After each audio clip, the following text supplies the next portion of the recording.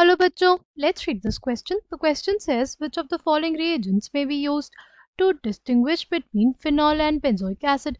Option A aqueous NaOH, option B tolerance reagent, option C Molish reagent, option D aqueous NaHCO3 यानी aqueous sodium bicarbonate, right?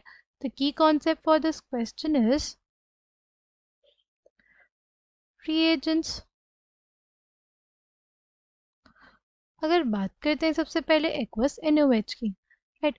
Aqueous NaOH हमारे पास क्या होता है, एक base की तरह एक्ट करेगा और फिनॉल से क्या करेगा, एसिडिक H को एब्स्ट्रैक्ट करके बना लेगा फिनॉक्साइड आयन, राइट? और ये जो होता है ना हमारे पास बेंजोइक एसिड के साथ भी रिएक्शन करता है, राइट? यानी इसके हेल्प से हम लोग डिस्टिंग्विश नहीं कर सकते फिनॉल और बेंजोइक एसिड को, राइट? अगर नेक्स्ट की बात करते हैं, नेक्स्ट है टॉलरेंस रिएजेंट.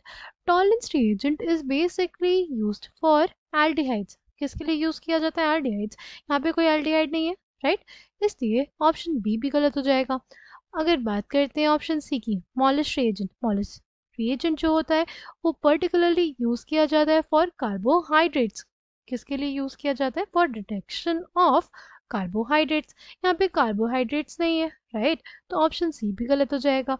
अगर बात करते हैं ऑप्शन डी की, एक्वस NaHCO3 यानी एक्वस सोडियम बाइकार्बोनेट की, फिनॉल हमारे पास लेस एसिडिक होता है. फिनॉल हमारे पास लेस एसिडिक होता है, इस वजह से NaHCO3 के साथ it gives no reaction, right? NaHCO3 जो होता है वो स्लाइटली बेसिक होता है, वो एसिडिक H को एक्सट्रैक्ट करता है और क्या बना लेता है? कार्बोक्सिलेट बनाता है कार्बोक्सिलिक एसिड के साथ, और वाटर और कार्बन डाइऑक्साइड रिलीज करता है, राइट?